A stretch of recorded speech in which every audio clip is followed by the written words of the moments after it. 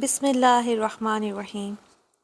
ہم نے کچھ واقعات سیرت کے البم سے دیکھے جس سے ہمیں پتہ چلا کہ رب العزت نے نبی کریم صلی اللہ علیہ وآلہ وسلم کی تربیت کی اور آپ ایک ایسے انسان بن گئے جو منفی طرز فکر سے بالکل خالی تھے۔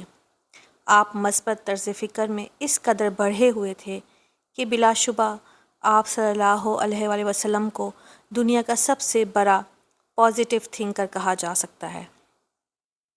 آپ جانتے ہیں انسان کی زندگی میں تبدیلی اس کی سوچ سے آتی ہے۔ انسان پہلے کچھ سوچتا ہے، پھر وہی چیز اس کی خواہش بنتی ہے، تمنا میں بدل جاتی ہے، تمنا سے انسان ارادہ کرتا ہے اور ارادے سے عمل وجود میں آتا ہے۔ نہ مال نال زندگی، نہ زال نال زندگی، خیال نال موت تے خیال نال زندگی۔ یعنی یہ آپ کی سوچ ہے، جیسے آپ کی سوچ ویسا آپ کا عمل۔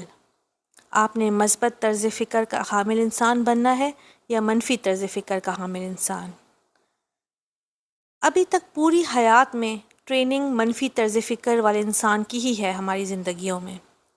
غلطی تو ہوتی ہے، پھر ہی تو آپ اس سے نکلتے ہو۔ کوئی ڈوبنے والا اگر یہ سوچے کہ نہیں میں تو نہیں ڈوب رہا، تو اس کے کہنے کی وجہ سے حالات تو نہیں بدلیں گے۔ ہماری سوسائٹی کے اندر منفی طرز فکر سکھایا جاتا ہے۔ دیکھیں، اگر ماں پازیٹیو نہیں سوچتی، نیگیٹو سوچتی ہے، تو سارے بچے منفی سوچنا شروع کر دیتے ہیں۔ باپ کا طرز فکر منفی ہے، اس کی وجہ سے بھی تبدیلی آتی ہے، لیکن ماں کی وجہ سے تو یوں لگتا ہے کہ وہ چیز اندر جذب ہو گئی۔ میں یہ نہیں کہوں گی کہ یہ چسپاں ہونا نہیں ہے، کیونکہ چسپاں ہوئی چیز کو بھی چاہے وہ اسٹیکر ہو اکھاڑا جا سکتا ہے، لیکن جذب ہوئی چیز کو اندر سے نکالنا بہرحال بہت مشکل ہے۔ اس کی مثال یوں ہی ہے جیسے دھاتوں کے اندر جب کھوٹ شامل ہو جاتی ہے تو ان کو بہت گرمی یعنی ہیٹ دی جاتی ہے تاکہ وہ پگھل جائیں، پھر کھوٹا حصہ جو ہے وہ الگ ہو جاتا ہے۔ کھوٹ جھاگ کی صورت میں اڑ جاتا ہے اور جو اصل چیز ہے وہ باقی رہ جاتی ہے۔ یہ تو بات اپنی جگہ پر ہے کہ زندگی میں کھوٹ بہت ہے، تو کھوٹ کو رکھنا نہیں ہے، کھوٹا انسان نہیں بننا، کھرا انسان یعنی مثبت سوچ والا انسان بننا ہے۔ اور اگر ہم اسے تھوڑا سا اور ایڈیشن کے ساتھ کہیں تو ہم کہہ سکتے ہیں کہ محمد صلی اللہ علیہ وآلہ وسلم کو فالو کریں اور پازیٹیولی سوچیں۔ مثبت مزاج کی وجہ سے انسان اچھے اخلاق کا حامل ہو سکتا ہے۔ اگر پازیٹیوٹی نہ ہو انسان کے اندر تو جتنا جی چاہے کوئی نیکیاں کر لے، ہر چیز کو منفی ضرب لگ جاتی ہے۔ آپ جانتے ہیں ریاضی کا اصول، میتھس کا اصول، کہ آپ کسی بھی پازیٹیو چیز کو منفی سے ضرب دے دیں تو نتیجہ کیا نکلتا ہے؟ وہ چیز بھی منفی ہو جاتی ہے۔ تو آپ کی زندگی میں جب تک نیگیٹو سوچ رہے گی، آپ کی ساری نیکیاں نیگیٹو ہی ہو جائیں گی۔ اپنی نیکیاں ضائع نہ کیجیے، اپنے آپ کو بھی ضائع نہیں کرنا انشاءاللہ۔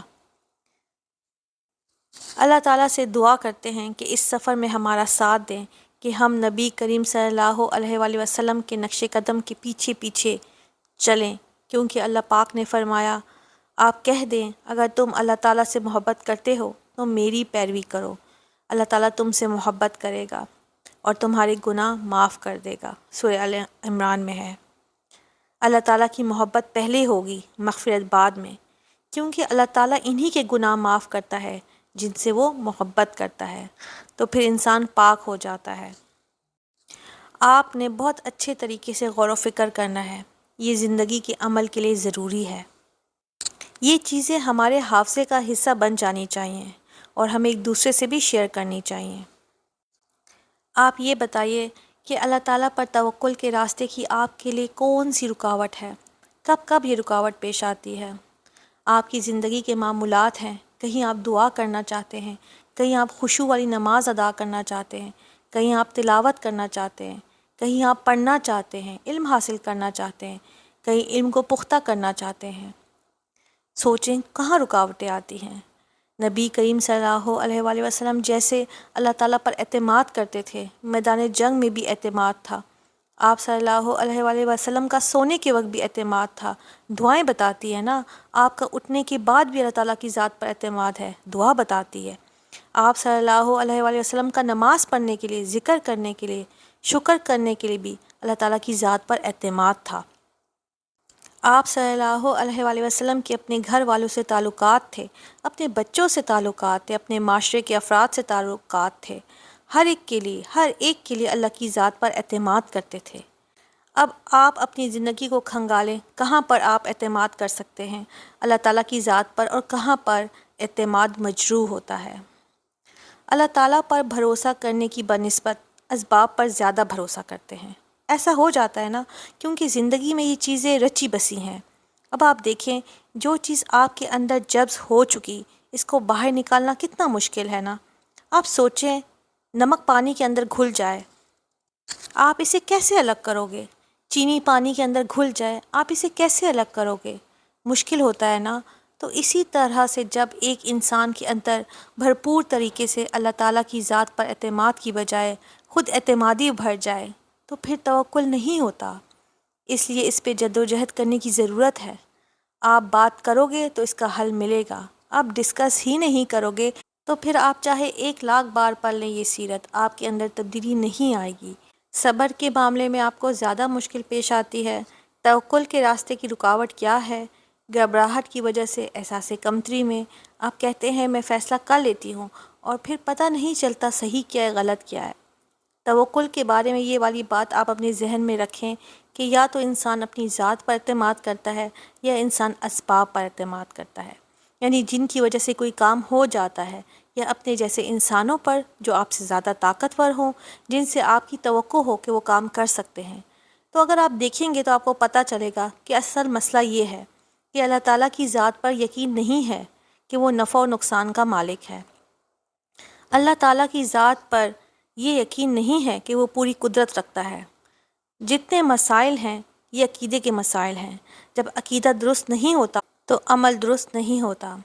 آپ اپنے اندر سے ان 2 باتوں کو کھوجیں گے کہ کب کب ایسا ہوتا ہے کہ میرا یقین متزلزل ہو جاتا ہے کہ اللہ تعالیٰ نفع و نقصان کا مالک ہے اور اللہ تعالیٰ پوری قدرت رکھتا ہے۔ اگر آپ یہ سمجھتے ہیں کہ اللہ تعالیٰ پوری قدرت رکھتے ہیں تو اس کی وجہ سے پھر آپ کو توکل کرتے ہوئے ذرا بھی الجھن نہیں ہونی چاہیے۔ مسئلہ تو وہی آئے گا جہاں آپ کا دل کہے گا نہیں، یہ کام تو کسی اور کی وجہ سے ہوگا، اور یہ کہ شاید یہ کام آپ اللہ تعالیٰ کے ریفرنس سے سوچتے ہی نہیں، سوچنا ہی ترک کر دیتے ہیں۔ تو جب آپ ادھر ادھر ہی سوچتے رہتے ہیں تو اللہ تعالیٰ کی ذات پر اعتماد کرنے کی بات آپ کے ذہن میں بھی نہیں آتی۔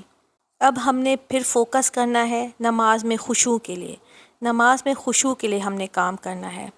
بات یہ ہے کہ انسان کو عین نماز کے درمیان میں ہی بہت ساری باتیں یاد آ جاتی ہیں، اور انسان رب کے سامنے کھڑا ہوتا ہے، اس کی ثنا بیان کرتا ہے، اس کی جانب رخ کیا ہوتا ہے، اور اسی کو بھول جاتا ہے۔ ایسا نہیں ہوتا، جانتے ہیں کیوں؟ آپ کا اللہ تعالیٰ سے جذباتی تعلق نہیں ہے۔ رسول اللہ صلی اللہ علیہ وآلہ وسلم اپنی جذباتی تنظیم یعنی ایموشنل مینجمنٹ بہت اچھی کیے ہوئے تھے، اور آپ صلی اللہ علیہ وآلہ وسلم نے اللہ رب العزت کے ساتھ جذباتی تعلق بھی قائم کر رکھا تھا۔ جذباتی تعلق کیسے قائم ہوتا ہے؟ شعوری طور پر عبادت کرنے کے بعد جذباتی تعلق محبت کی وجہ سے قائم ہوتا ہے۔ محبت اظہار مانگتی ہے، تو جب اللہ تعالیٰ کے سامنے کوئی اپنی بے بسی کا اظہار کرتا ہے، اس کو پکارتا ہے، اس کی بڑائی کا اظہار کرتا ہے، تو اس کی جذباتی وابستگی ہو جاتی ہے۔ جیسے نبی کریم صلی اللہ علیہ وآلہ وسلم کا اپنے رب کے سامنے اس بات کا اظہار کرنا، اے اللہ میں تیرے آگے جھک گیا، میں تجھ پر ایمان لایا۔ اب یہ زندہ عمل بن رہا ہے، حالانکہ وہ کام آپ کر رہے ہیں لیکن اس کے اندر روح آ رہی ہے۔ جھک گئے تیرے لیے میرے کان۔ اب دیکھیں، کانوں سے باتیں سنتا ہے، ارد گرد کے ماحول سے۔ اب جب ایک بندہ کہہ رہا ہے کہ میرے کان تیرے آگے جھک گئے، تو اپنے کانوں کو کہاں اٹیچ کر رہا ہے؟ اللہ تعالیٰ کے ساتھ۔ اپنی نظر کے بارے میں انشور کر رہا ہے بندہ تو اپنی نظر کے بارے میں یہ کہ یا اللہ میری نظر تیرے آگے جھک گئی۔ جائے نماز پر سجدے کی جگہ میں اصل میں سجدے کی جگہ نہیں، دراصل اللہ کے آگے جھک گئی۔ میرا دماغ تیرے آگے جھک گیا۔ اب دماغ نے کیا کرنا تھا؟ سوچنا تھا، اور آپ زبان سے کہہ رہے ہو کہ یا اللہ میرا دماغ آپ کے آگے جھک گیا۔ کیا دماغ نہیں جھکے گا؟ اور میری ہڈیاں، اب آپ دیکھیں ہڈیوں کا کیا کام ہوتا ہے؟ ہڈیوں پر ہمارا وجود کھڑا ہے نا، اور جب ہم کھڑے رہتے ہیں تو تھکتے ہیں، تو تھوڑا ادھر ادھر ہل جل کیوں شروع ہو جاتی ہے؟ پھر اعضاء کیوں ہلتے ہیں؟ ہڈیوں کی وجہ سے۔ آپ نے ہڈیاں جھکا دی تو سکون آ گیا۔ اور میرے اعصاب، انسان جب بھرپور توجہ نہیں کرتا تو اعصابی تناؤ کا شکار ہوتا ہے، تو میرے اعصاب بھی آپ کے آگے جھک گئے۔ لیجئے، ایموشنل مینجمنٹ ہو گئی۔ ہر نماز میں ضرورت ہے شعوری طور پر یہی نماز پڑھنا ہے کہ آپ تسبیحات پڑھیں، رسول اللہ صلی اللہ علیہ وآلہ وسلم کی عبادت کی کیفیت سے اپنے لیے سیکھیں۔ اللہ تعالیٰ سب کو توفیق دے، آمین۔ اسی طرح سے ہم دیکھیں گے نبی کریم صلی اللہ علیہ وآلہ وسلم کی شخصیت کا چوتھا پہلو۔ آپ صلی اللہ علیہ وآلہ وسلم کا سب لوگوں کی ہدایت کے لیے تڑپنا تھا۔ سورہ الشعراء کی آیت نمبر 4 ہے، اللہ رب العزت نے فرمایا، شاید آپ خود کو ہلاک کرنے والے ہیں کہ وہ مومن کیوں نہیں ہوتے؟ اگر ہم چاہیں تو ان پر آسمان سے کوئی نشانی اتار دیں، پھر ان کی گردنیں اس کے سامنے جھکنے والی ہو جائیں۔ اللہ رب العزت نے بتا دیا کہ دیکھو ایسا ہو سکتا ہے کہ سب لوگوں کی گردنیں جبری طور پر اللہ تعالیٰ کے آگے جھک جائیں، لیکن امتحان کا مقصد پورا نہیں ہوتا۔ تو آپ صلی اللہ علیہ وآلہ وسلم کی کیفیت ہے کہ آپ لوگوں کی ہدایت کے لیے تڑپتے تھے۔ نبی کریم صلی اللہ علیہ وآلہ وسلم کس قدر حریص تھے وہ یہ آیت بتاتی ہے سورہ الکہف میں، بس شاید آپ ان کے پیچھے غم ہی سے خود کو ہلاک کرنے والے ہیں کہ وہ اس کلام پر ایمان نہیں لاتے۔ یہ آپ صلی اللہ علیہ وآلہ وسلم کی کامل خیرخواہی ہے جو آپ کے مخاطبین کے حق میں تھی۔ دعوتی عمل خالص خیرخواہی کے جذبے سے ابھرتا ہے۔ اگر کسی کے اندر خیرخواہی ہی نہیں تو وہ کبھی کسی کو دعوت نہیں دے سکتا۔ آپ کسی کے لیے سنسیئر ہیں؟ کوئی ایسا ہے آپ کی زندگی میں جس کے لیے آپ سنسیئر ہوں؟ کیا آپ جانتے ہیں کہ اللہ تعالیٰ کے رسول صلی اللہ علیہ وآلہ وسلم نے فرمایا، دین خیرخواہی ہے، جو خیرخواہ نہیں وہ دیندار نہیں۔ تو آپ صلی اللہ علیہ وآلہ وسلم نے کامل خیرخواہی کے جذبے کے تحت اپنی قوم کو ہدایت دی، حق کی دعوت پہنچائی۔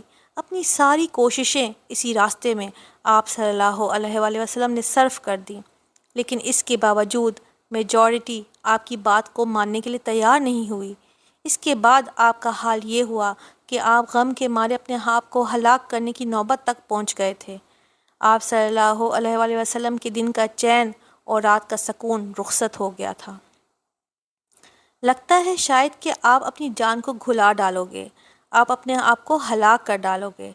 یہ اللہ تعالیٰ نے قرآن میں فرمایا ہے۔ اس کا مطلب آپ کو روکنا نہیں ہے، اس کا مطلب یہ ہے کہ آپ اتنے زیادہ رسپانسیبل تھے، پیغمبرانہ ذمہ داری کو آپ نے آخری حد تک ادا کیا، اور دوسروں کی ہدایت کے لیے آپ صلی اللہ علیہ وآلہ وسلم کس طرح سے خود کو ہلکان کرتے تھے۔ یہ نبی کریم صلی اللہ علیہ وآلہ وسلم کی شخصیت کا اہم وصف ہے، اور آپ اس وصف میں کمال تک پہنچے ہوئے تھے۔ اسی طرح سے آپ صلی اللہ علیہ وآلہ وسلم کی شخصیت کا نمایاں پہلو ہے کہ آپ بہت زیادہ شجاع، بہادر اور بے خوف تھے۔ 8 ہجری کو غزوہ حنین پیش آیا۔ یاد رہے آپ کو 8 ہجری میں مکہ فتح ہوا تھا اور آپ کے ساتھ 2000 کی تعداد میں اضافہ ہوا تھا۔ یہ وہ لوگ تھے جو ابھی کرنٹلی مسلمان ہوئے تھے، جن کو آپ صلی اللہ علیہ وآلہ وسلم نے معاف کیا تھا، وہ بھی آپ کے ساتھ تھے۔ یہ 12,000 کا لشکر تھا اور دشمن تعداد میں کم تھے۔ حنین کے میدان میں ہوازن کے تیر اندازوں نے مسلمانوں کی صورتحال کافی خطرناک حد تک خراب کر دی تھی۔ آپ صلی اللہ علیہ وآلہ وسلم اپنے اصحاب کے ساتھ سفر کر رہے تھے کہ اچانک مشتعل تیر اندازوں نے، جن کا تعلق بنو ہوازن سے تھا، آپ پر حملہ کر دیا۔ مسلمانوں کے قدم اکھڑ گئے اور لوگ ادھر ادھر بھاگنے لگے۔ آپ صلی اللہ علیہ وآلہ وسلم اپنی جگہ پر بے خوفی کے ساتھ قائم رہے۔ آپ کی طرف بھی تیر آ رہے تھے۔ آپ اپنے خچر پر بیٹھے ہوئے یہ اشعار پڑھ رہے تھے، میں نبی ہوں، جھوٹ نہیں بولتا، میں عبد المطلب کا بیٹا ہوں۔ آپ کے یہ الفاظ حافظ ابن کثیر کی سیرت کی کتاب میں موجود ہیں۔ تو نبی کریم صلی اللہ علیہ وآلہ وسلم بے خوفی اور شجاعت میں اپنے کمال تک پہنچے ہوئے تھے۔ آپ کو کس چیز سے ڈر لگتا ہے؟ لوگوں کی باتوں سے، جنگلی جانوروں سے، کاکروچ یا چھپکلی سے؟ دیکھیں، اپنی جان کو بچانا ہے، لیکن کاکروچ بیچارہ کوئی کارروائی نہیں کر سکتا۔ یہ چیزیں آپ پر کوئی براہ راست حملہ نہیں کر سکتی، اس لیے ان سے ڈرنے کی کوئی وجہ نہیں۔ یہ خوف بٹھایا جاتا ہے، اور خاص طور پر مائیں اس خوف کو زیادہ بٹھاتی ہیں، اور ارد گرد کے بڑے بہن بھائی بھی یہ کرتے ہیں کہ کبھی کس چیز سے ڈرا دیا۔ آخر وہ عمر کا کون سا حصہ ہوگا جب ہم بھی بہادر بنیں گے؟ آپ رسول اللہ صلی اللہ علیہ وآلہ وسلم کی سنت پر کیسے عمل کریں گے اگر آپ خوف کھائیں گے؟ بے خوفی اور شجاعت رسول اللہ صلی اللہ علیہ وآلہ وسلم کی شخصیت کا سیلین فیچر تھا۔ آپ تصور کر سکتے ہیں کہ ارد گرد سے تیر آ رہے ہیں جو آپ کو زخمی کر سکتے ہیں۔ کوئی تیر کسی انسان کو ہلاک بھی کر سکتا ہے، لیکن آپ صلی اللہ علیہ وآلہ وسلم کے اندر کوئی تزلزل پیدا نہیں ہوا۔ آپ صلی اللہ علیہ وآلہ وسلم کو اپنی ذات کی سچائی کی یقین نے بھی آخر حد تک ناقابل تسخیر بنا دیا تھا۔ آپ صلی اللہ علیہ وآلہ وسلم کو اس بات کا یقین تھا کہ میں اللہ کا رسول ہوں، میں اللہ کا پیغام پہنچانے کے لیے آیا ہوں۔ الحمدللہ۔